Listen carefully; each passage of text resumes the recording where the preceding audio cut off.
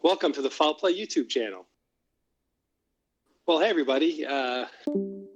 This is an ad hoc video that we're doing to be able to give you guys some insight into a recent FOIA request that was done by Mired, who's been a good friend of the Foul Play YouTube channel. We'll have a link to her channel in her description. But she recently had a FOIA, Freedom of Information Act request approved. Regarding item A23, which is the blood swab on the back of the RAB that was not able to be linked back to either Stephen or Brendan because of some of the alleles that were found in there. And she got some very interesting information returned as part of this FOIA. And we've been examining it in the Foul Play Discord channel. And we just wanted to give you guys some insight into what happens in the Foul Play Discord channel as we go through and sort of analyze this. It's still a work in progress. I'd say right now there's more questions than answers, but we want to get this information out for anybody to use for wherever they can. We have a bunch of people in the channel today who I'll introduce right now, who may or may not chime in over the course of this discussion. Of course, we have Mired, who's going to. We also have Maz, Sammy, K9 Kim, Hanzo, Millbilly, BB, and Obi-Wan. So thanks everybody for joining us. And I'm going to hand the floor to you, Mired, so you can kind of tell us what you FOIA'd, and what you got back, and what's so funny about this. Yeah, well, like you said, I agree with you. It's an understatement that more questions are raised than answers are given. I specifically requested the case number from the Wisconsin State Crime Lab. Now, that case number would have been the M05 case number. I requested any and all documents, pictures, or CDs pertaining to evidence collection, photography of collection. I wanted as much as I could get from A23. And I got a response a while back and they're like, okay, your request has been approved. We've got 13 pages. And so it's $1.30. And then I had so much whatever processing fee. I think I'd paid a whole whopping $1.50. And I assumed that I was going to be receiving Sherry Culhane's evidence reports from the Wisconsin State Crime Lab, which the first couple pages are that. Mind you, it was only the first report that was done on November 15th that I received. I did not receive the report stating that A23 provided a partial profile. That one was left out. But all of a sudden I start looking at this other paperwork that I've got, and I've realized it is evidence and property custody documents stating evidence that has been listed throughout the case and where it was picked up, what it is, whether it be a swab or a piece of hair, and then it shows the item numbers and when they were released from wherever and who they were given to. And I started noticing something funny. For one, item number A23 is never mentioned on any of these pages. Now, A23 is on here, but it's redesignated as item number 24, and it is given a new tag number of 9585. But if you look at the first page, which we should have this popping up here, you can scroll down to custody releases. And you can see all of the evidence numbers 1 through 51 and when it was released, what it was released for. But one thing I noticed that stood out, if you go down to the second page of page 1, you've got item number 35 and 36 that on 10/24/06, so a year after the murder happened, it is being signed out by Mark Wiegert and giving to Jeffrey Schultz, which was a deputy coroner at the medical examiner's office. Now you've got a month and a half later, the very next line, those same items being returned from somebody who they weren't even given to. His name's John Jvalski, and they're given back to Jeremy Hawkins as a return to evidence custodian. So the If I person could who interrupt for 1 second, Maya, real quick. For people who are interested in seeing these documents for themselves, there's probably going to be a couple of places that they can do that. You have reached out to the J-Jax, yeah. I reached out to J-Jax. J-Jax and a couple people on the TikTok Manitowoc Reddit Right, for getting them up on the, yeah, the Right. StephenAveryCase.org page is where I want these to go to so that people can view them. Yeah. But that's until a work in process until then, yeah. Yeah, you can come to the Foul Play YouTube channel, and we'll be able to provide you all a link to where they can be seen directly. And of course, they'll be up on the screen as we go through them. Just so you know, we're not trying to hide this information. We're trying to get it out as fast as possible. Correct. So okay, well, to pick up, so we have this evidence 35 and 36, which if you look at the list, it's described as being plastic bags containing items described as cranial pieces. And those are item numbers designated 9597 and 9598. So I'm assuming these are the cranial pieces that belong to Teresa Hallbach. So they're assigned out of the office to the medical examiner to Jeffrey Schultz. Somebody completely different a month and a half later named John Viaski or whatever however you say his name, gives them back to Jeremy Hawkins as a return to the evidence custodian. Now, 2 lines later, you see number 35 being returned from an FBI special agent to Jeremy Hawkins. But they never state that this cranial piece leaves after the first time it was returned. So here we have one piece that's out of nowhere, all of a sudden has gone out and has not been documented that it left. But we have it documented that it is being returned to the evidence custodian. That there alone, little disturbing to me. If we move on to the second page, so page 2, you can look down at the change of custody parts again, and we've got a DNA kit, a sealed DNA kit. We don't know whose DNA it is, which item number it is, no clue. It was transferred to Stephen Avery's defense and then returned to the lab and the evidence custodian in 2009. And I'm assuming that was for his beginning or his 2010 appeal. But what strikes me the most importantly about this page specifically is if you go to the next page on page 2, I don't know if you noticed there's 2 pages per page. So the second page on page 2, we have item number in 16 and 17. As you can see, the dates there on those are 2017. Now, these are the dates that Kathleen Zellner is actively requesting to look at the lug wrench and the light that came off of the marker rack. light. Yeah, the marker light that was found in the back of the wrap. Now, I don't know if you guys know this, but she was denied. She never got to view these items. However, we're being seen here that the evidence custodian went into storage, removed them, viewed them for some unknown reason, then repackaged them and returned them to storage.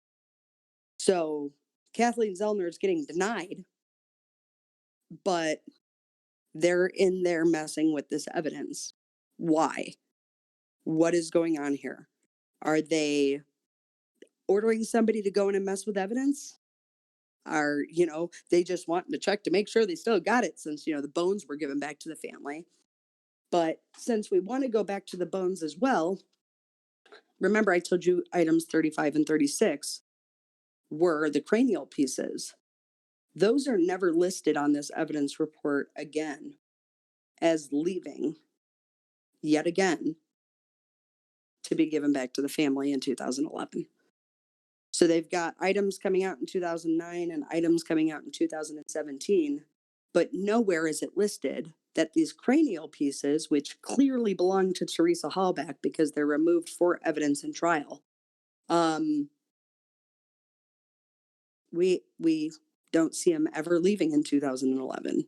Was this another part of that cover up that they didn't want anybody to know that the bones were given back to the family here? I mean, and why am I getting this information with something that I specifically requested with item A23? Can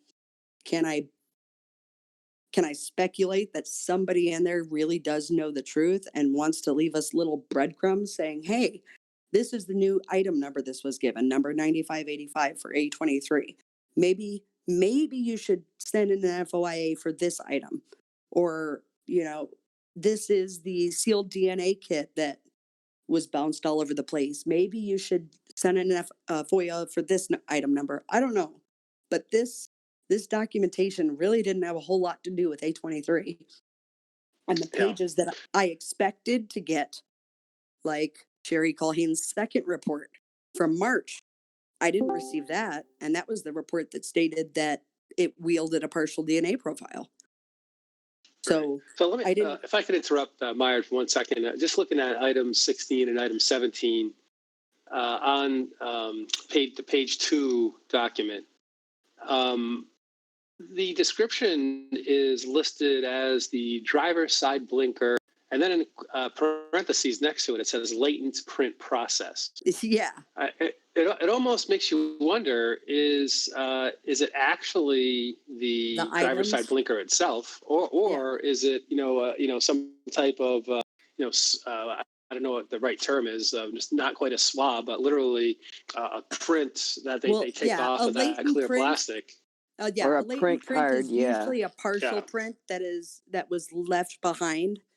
So latent print is a print left behind. So if there were prints on the lug wrench and the driver's side blinker, what was she going to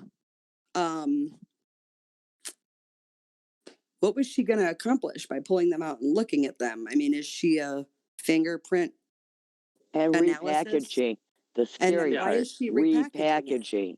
So we've got these fingerprints, if they're fingerprints, if they're not latent print process, if they're not, let's say, pictures of the items, who knows with the way they label this stuff.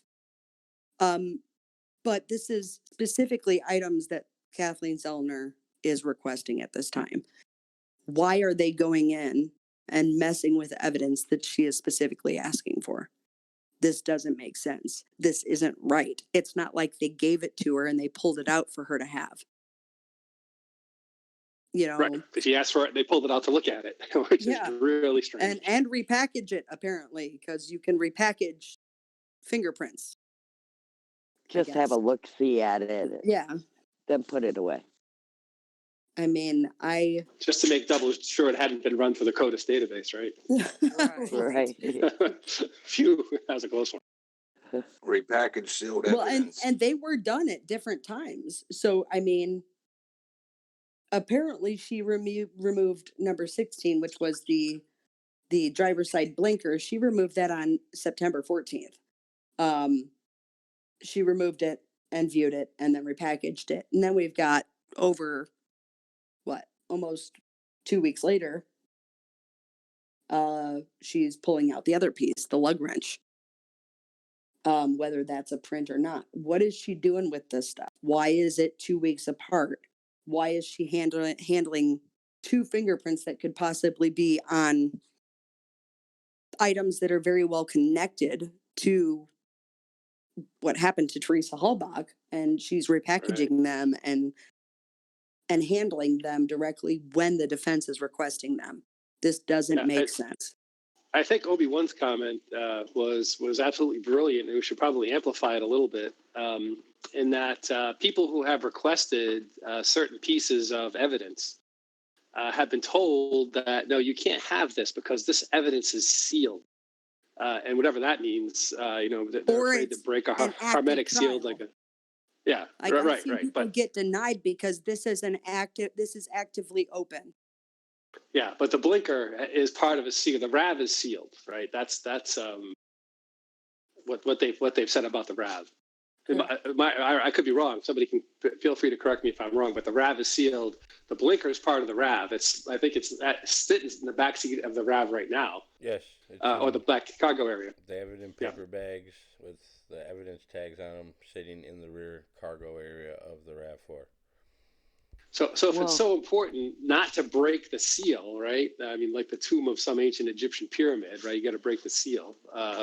Then how are they just arbitrarily going and taking this thing out? So if the seal is broken, the seal is broken. Let us have it, right? Well, What I like to then know is what is the policy and procedures for opening sealed evidence and repackaging? Why was Herman asking Paul Capaldi if Zellner got access to the RAV? Why is a sheriff officer asking a private citizen if Zellner got access to a RAV? Well, when did he ask that? Can I ask what date that happened? It was in an email he sent him. Yeah. Do you know what the date was on that email by chance? You'd have to talk to Paul Capaldi. He'd know more about it than me. He just brought it to my attention. Okay. Well, I'm just wondering if it has any correlation. Scotland, by the way. Yeah, I'm wondering if it has any correlation to September of 2017. Very possible. And what is the chain of command here? I don't know. It's all over the place. I mean, we've got Hawkins at one point being the evidence custodian, which anybody who's FOIA things or FOIA anything knows that most of it goes through Amanda Bunnell now. But apparently, I said Herman. It was Peterson. Oh, okay. But we've got Wendy Baldwin actively in this. We've got Hawkins actively in this. Wiegert actively in this. It goes in and out of Hawkins' hands multiple times, all of this stuff, because he was the evidence custodian at that time back in 2006 and 2007. So Hawkins, you're going to see his name majority. And then you've got a bunch of Wiegert, you know, at this point. He's the sheriff, is he not? In 2007, or is he still He was detective? Still a detective. Okay. Well, they have him listed as the evidence custodian. He puts ECT in with it. And then we've got defenses, Charles R. Fox, which is an investigator for the defense. I don't know if that's a state-provided investigator. I would assume it had to be, since Stephen was filing for these appeals on his own. And he clearly sent it to a place called Orchid Cellmark, which is where it was returned to them from. But I don't know what DNA packet it was. It doesn't state whose DNA it is. 39 just says a sealed DNA packet. Doesn't say what time it was collected. Nothing. None of this. The fingerprints from Brendan Dassey, the buccal swabs from Brendan Dassey, the pap smear slides for Teresa Hallbach. None of this states when it was collected. There's not a single date on any of this. This is ridiculous. I have never seen such horrible documentation of evidence in my life. And it just makes me wonder, is this stuff that was just put together and tossed in? If you don't mind saying, Mired, what is your pedigree that you should be making such a statement? What do you mean? What is my pedigree that I should be making? What do you? How much evidence like this have you seen? Concerned citizen? Extremely concerned citizen. I'm not going to sit here and say I'm a detective or I'm a lawyer, but I have looked over multiple cases in the past where we've had things go awry. You know, West Memphis 3, everybody was all over that. I've gone over a lot of cases, and this has got to be one of the worst cases of evidence filing that I've ever seen from a detective agency. That's a great answer. Because all their documentation is crap. All their documentation. Well, That and we know. Yeah. I've also never seen many cases where one item changes evidence tag numbers multiple times in a case. It's, or where they have multiple case numbers for it. Even they state there's a specific request that goes out, hey, can we keep the case number the same here because it's getting a little confusing. They specifically Yep. request that of these guys. The crime lab calls Calumet County Dispatch asking why there's two case numbers for this case. Exactly. And the dispatcher doesn't really have an answer for it.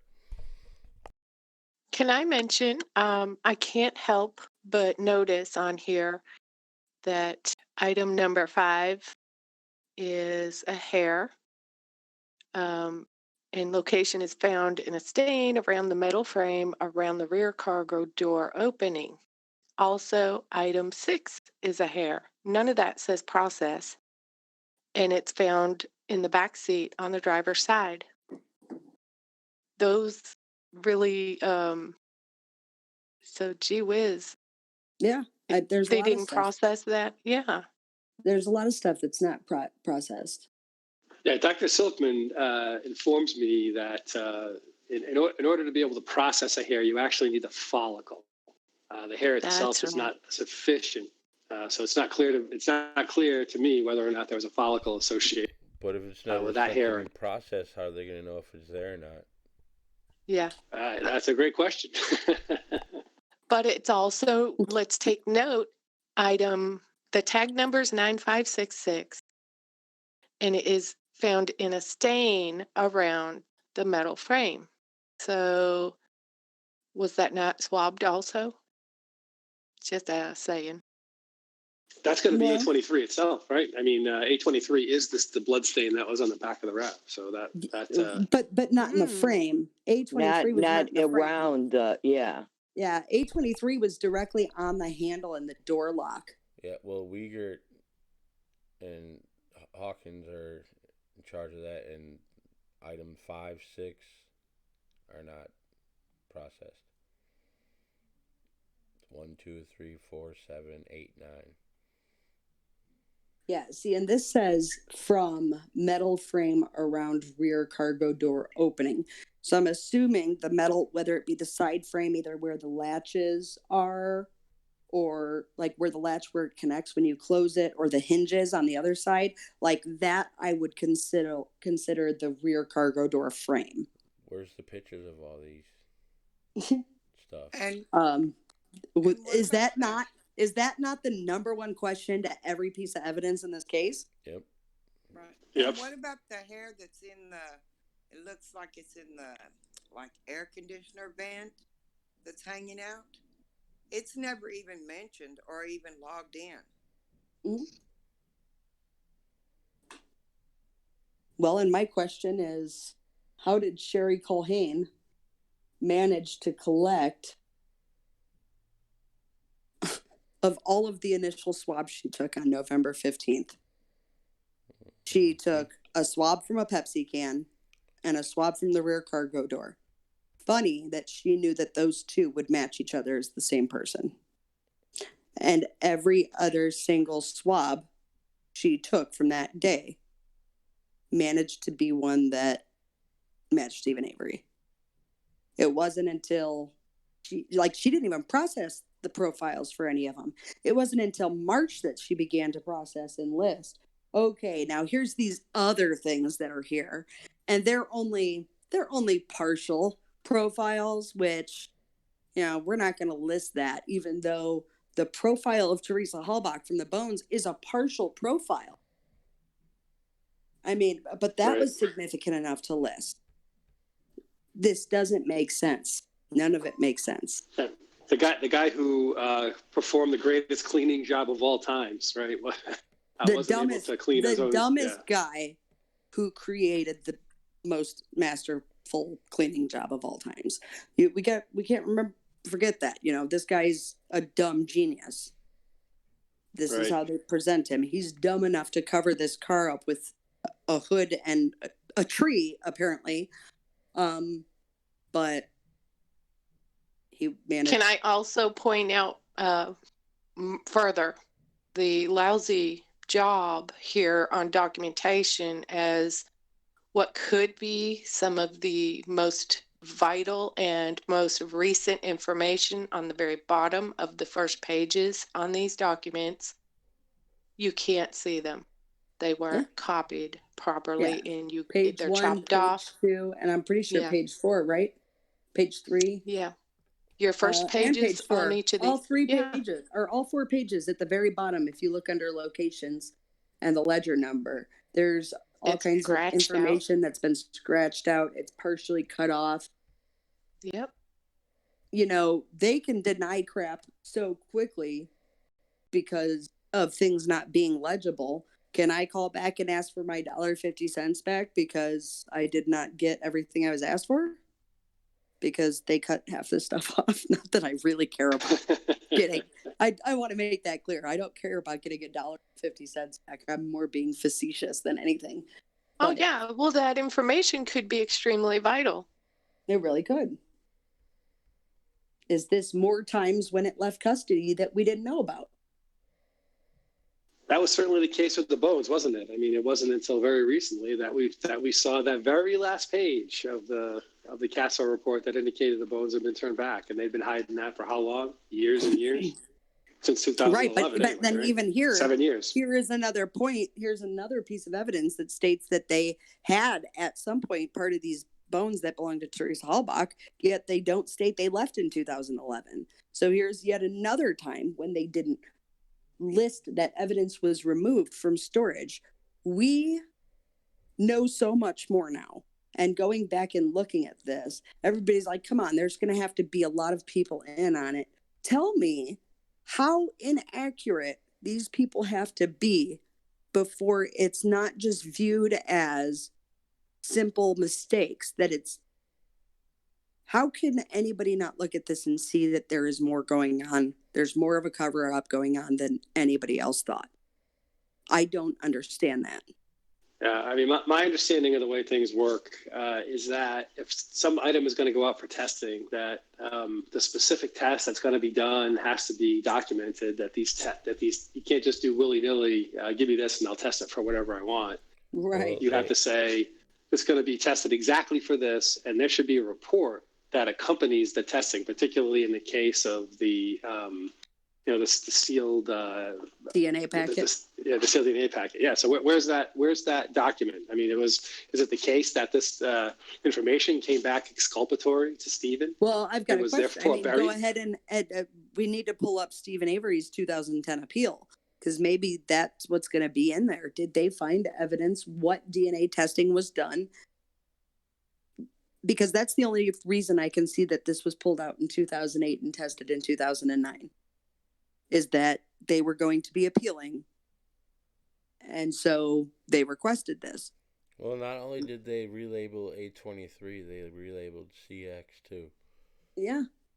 CX has been changed as well to, 9613, where was that at? Number 51, page 4. Yeah.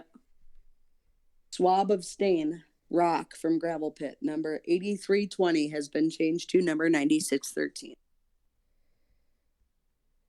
But even then they list the original number in it. So how come for 24 they didn't put item A23? Why am I getting this report when I was requesting items for A23, but A23 is not mentioned in this entire report? Nope. Is somebody trying to get the information out there? Is somebody trying to say, hey, look here? Why? Well, somebody Somebody's got a that's conscience. new to this case, like these lawyers that are now working for the state, they're not going to notice any of this stuff. Well, no, their eyes haven't been poring over it daily on a basis like us internet sleuthers, as they like For to call years. Truth it. is, Yeah. Yeah. Crack spot. Well, they're playing theories. quite the shell game. Yeah. I don't know. But after looking at this, and again, I hope we can get this uploaded for everybody to see, but I'm left completely befuddled, and that's, I don't know, that's a kind word for the way I'm feeling right now. Very confused, feel very misled. It's purposely misled on top of it, you know? No, it's like that from the Yeah. beginning, from day one. Through the Yeah. media. Everybody's, oh, how can you say how can you not see he's guilty? Because I'm looking at this paperwork, and every single new piece of paperwork that I see shows me that they're continuing to screw him. They're screwing his right to due process. Like, for instance, we have all these documents with all these evidence, but we have no photos backing up what they're finding. No evidence of them collecting stuff. No documentation Coburn, whatsoever. Like Coburn for took more instance, pictures the than audio, National Geographic, right? the Where are we? audio Vox phone was documented and collected by Andrew Coburn, but there's no trail of that taking place. Just like the documents they find. If I might say something, I'm looking at this and I see page 1 of 4, 1 of 2, 1 of 3, and 1 of 4, or 1 of 4. Yeah, you know what I mean. Like pages 1 through 4. Right. Yep. And it says time and date obtained 5/25/06. Well, when you're looking down these pages and you look at the dates, you can see it goes from 06, 07, 08. And the further you go down to each page, it just keeps, I mean, the year keeps getting later and later. And it says in there about them, I guess, what is this? Is this like this is information like sending this evidence to somewhere else, right? Well, yeah, this was originally items 1 through 51 were returned. Now, this is after they were processed at Wisconsin State Crime Lab. Because if you see, it says owner or Wisconsin State Crime Lab, and it states its first transmittal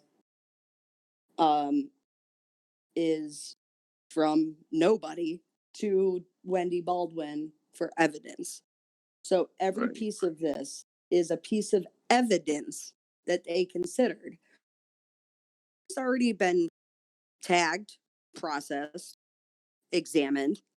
Why was most of this left out of the trial? Well, I'm looking down the list and I came upon the stains and stuff that they had taken from the center console and the gear shift and up next to the ignition and stuff. And how did they know that the blood came back to Stephen Avery? Like, what day was that? That was wasn't that the 11th or the 12th of Because his 2005? DNA was already in the system, so she was able to run it through CODIS the second she got a profile. Because she even states in her profile specifically, in Sherry Culhane's first report, a keyboard search of the profile from item A6 on November 10th was done against the Wisconsin DNA database, and it resulted in a match to a DNA profile contained in the convicting offender index. The information regarding this convicted offender sample is as followed: Stephen Allen Avery, such and such, such and such, such and such. So, because his DNA was already in their system, she ran it through CODIS. And his name popped up. Well, you notice for the items 5 and 6, all the other items that are listed in there are released for court. So why were those 2 items not released along with the other ones? Which should be A23. Because A23 did not match Stephen Avery. Ding, ding, ding. I mean, it's just the A23. My understanding, I think we have pictures of it. It's a pretty decent sized blood stain. It's just the state's lack of curiosity about who that blood stain might belong to is anything that any truther needs to understand as to how this case is just a gigantic cover-up. There is no Exactly. intellectual curiosity about that at all. A bloody, blood stain in the vicinity of the rear cargo door. If you believe that's the RAV that she was put in because her blood is in the back area, why would somebody else with a bloody hand, Right. with blood coming out of them, be opening that door and have their hand in the vicinity of the door handle? And that's again, why I wanted to focus so much on A23 because it astounds me. Let's go to the license plates. Okay. I understand that they were not able to pull a profile, if anything, from that because it's some slight skin that may not have been testable at that time or whatever. I understand that. But you've got this giant blood swab that is pictured clear as day on the pictures of it that are taken. And it only wields a partial profile, but yet you've got this little drip of blood on a rock inside the quarry, and you're able to pull a full profile from that. right, which has been out in the rain at least as long as the RAV had.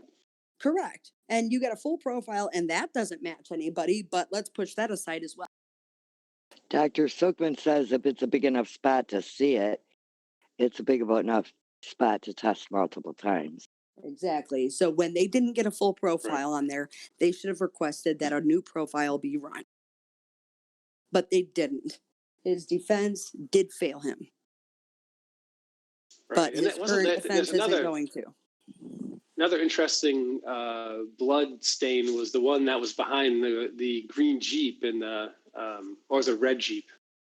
Red shed, green Jeep with the missing rear cargo door. Oh, that one. Okay. Yeah. Yes. There was a blood stain there that also they didn't get to come back. I mean, I understand the people working around metal shops. They get cut and bleed all the time. But when, let's have it. Tyson's exit video, when he enters that building, you can still see the markers on the ground behind the Jeep. The little tents. Yep. Yeah.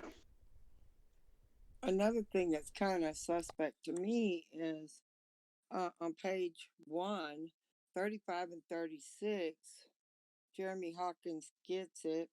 It's received by Mark Wiegert to Dave, somebody or other that needs examined, but then it's given to somebody else on 10/24 by Mark Wiegert to the coroner.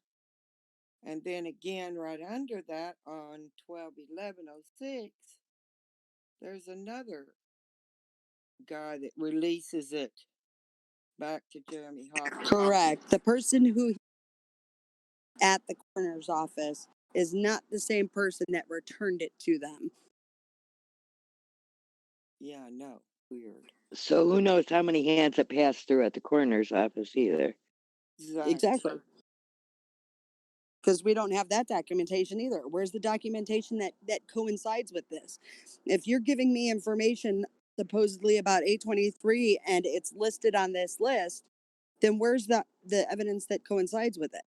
When I file it with the Wisconsin State Crime Lab, I get told, oh, well, that's because it was done by the Wisconsin State Crime Lab. It is not considered releasable as public information, but you can get the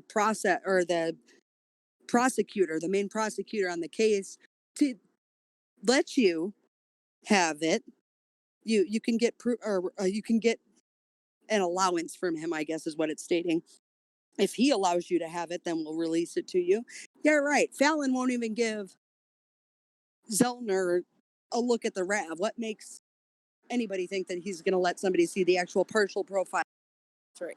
Right. And this is a difference between a prosecutor who is interested in actually serving justice and a prosecutor who's trying to protect the verdict and playing this as a game to win rather than, an attempt at fairness for, somebody who could be wrongfully imprisoned.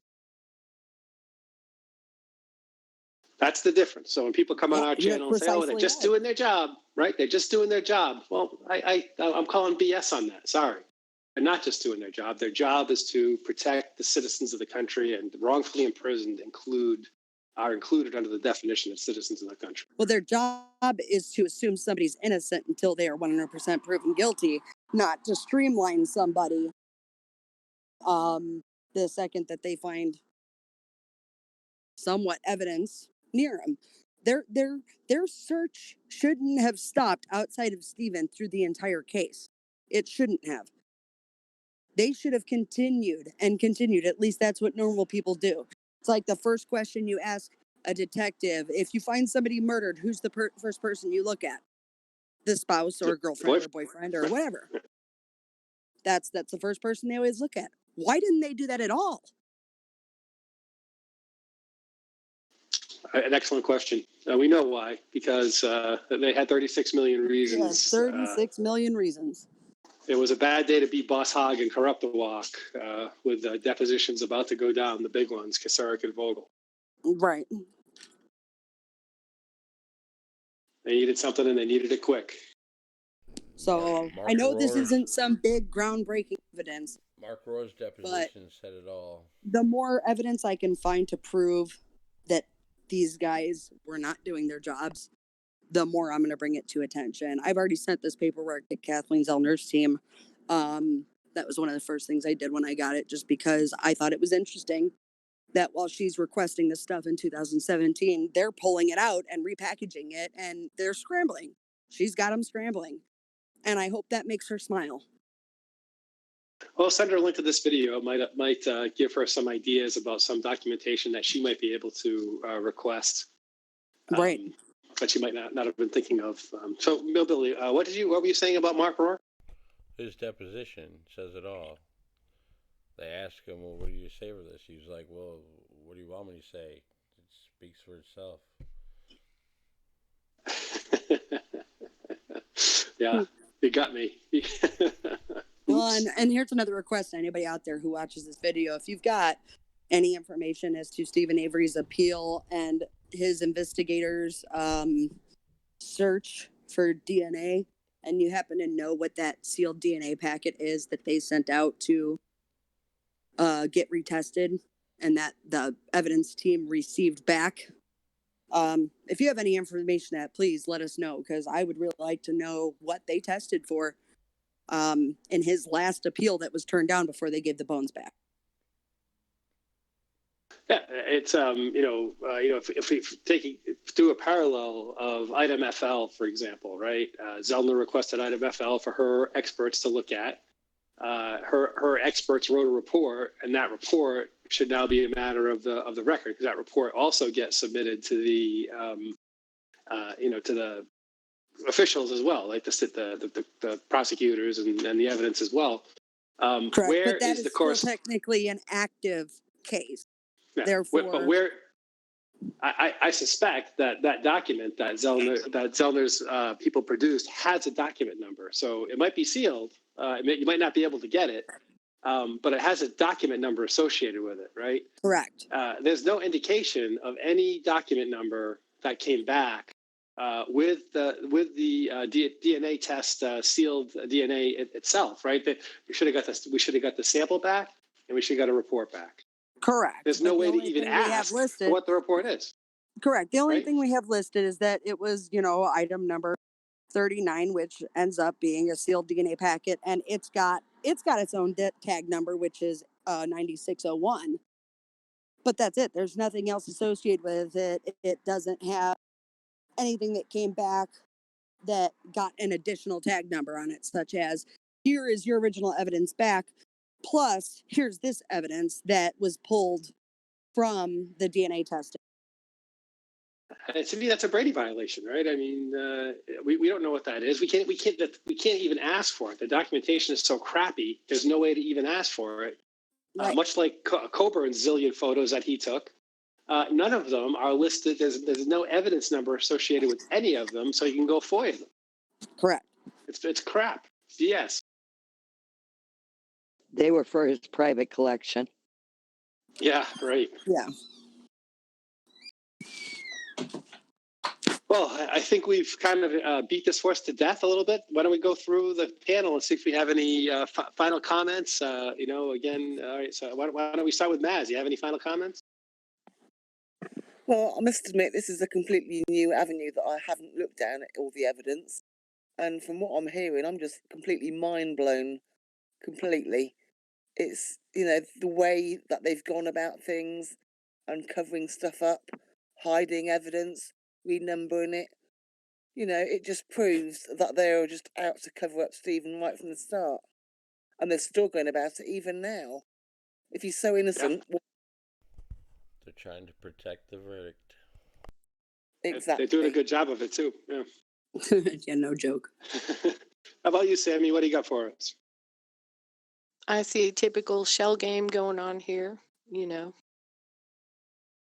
They're just doing all they can to muck this up so that people can't be asking for what they think is the right thing. An item turns out to be actually something else. So it's a big fat shell game to me.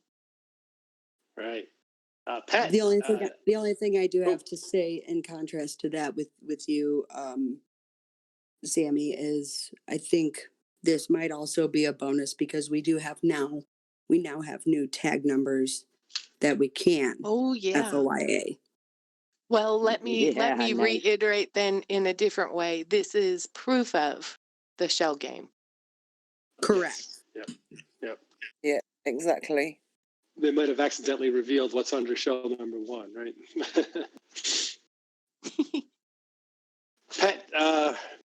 Pet 0007, you got anything for us?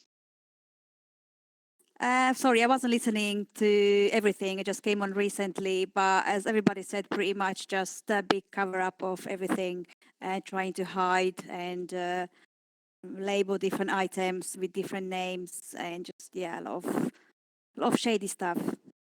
Yeah. Where are you joining us from, by the way? Slovakia. Slovakia. Wow. This is what the eyes of the world are on this case, and that's just amazing to me. I hope they hear and I know this too. I know Maz. She pointed out to me that the last Thirsty for Thursday, I didn't point out where she was from. You can obviously tell by her accent that she's from Istanbul. Isn't that right, Maz? Yeah. Yeah. I'm from the UK. Oh, okay. Yeah. I messed that one up. I'm sorry. Thanks, Pat. Anything else? No, that's it. Kim, you got anything for us?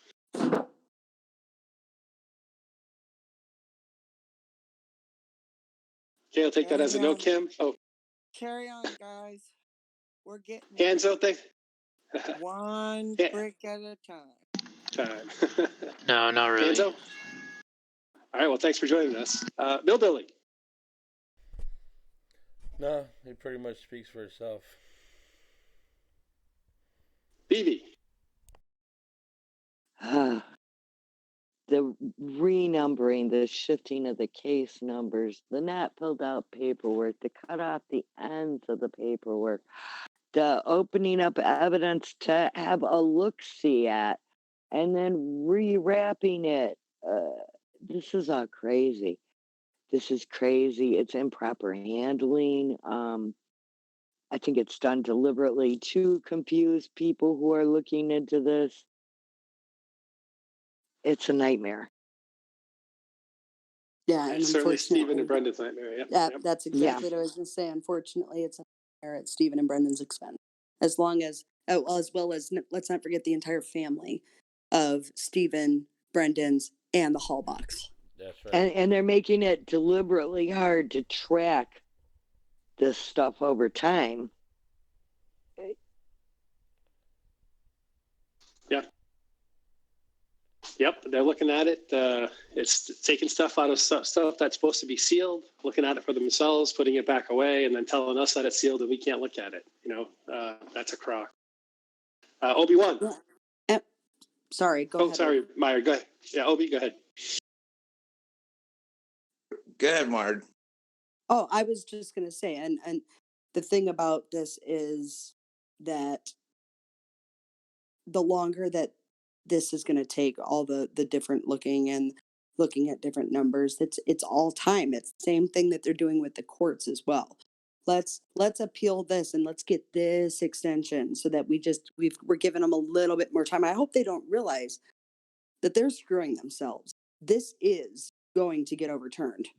I 100% believe this is going to get overturned, and the more they're screwing themselves is the more money that's going to top that 36 million that is going to come out of them.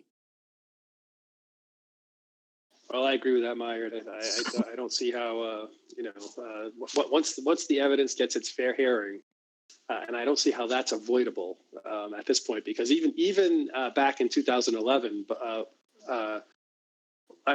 back last year, even Fallon and Williams had anticipated that this was headed towards an evidentiary hearing. And that's why they were giving Zellner access to the RAV. That's right before Judge Flowers ruled, right? With her surprise ruling that stopped all further testing. If Fallon was assuming that this was headed towards an evidentiary hearing under, the corrupt Judge Flowers, then you have to believe that Zellner's minimally going to get her evidentiary hearing in front of the higher court. And that's going to be something to see. I think she's going to drop some bombs, and I can't wait to see that. So with that, Meyer, do you want to close us out? Well, I got something real quick. Please, sorry, go for Ben. it. I think it's important for people to understand the chain of custody and the swapping of item numbers. People also need to understand the importance of sealed evidence. Sealed evidence is sealed for a reason. It's to protect the integrity of the evidence. How do we know it wasn't tampered with? I mean, things are being relabeled and the chain of custody is broken, and it's just highly questionable. Well, exactly. To add on to your note, the last person that opened this in 2017, just because they're an evidence custodian does not mean that they are 100% qualified in evidence handling. Do we know that this person has certification? Do we know this? Do we know that she was certified in order to be handling, whether it be the items themselves or prints? Was she not messing up this prints by handling them with her own? We don't know what's going on here, but the fact that this stuff is still being messed with in 2017 says a lot that they are still trying to cover something up. And that's my ending note. If they didn't have anything to hide, they wouldn't keep continuing to hide stuff from us, right? That's that simple. Exactly. Thanks to everybody. This has been a Foul Play production.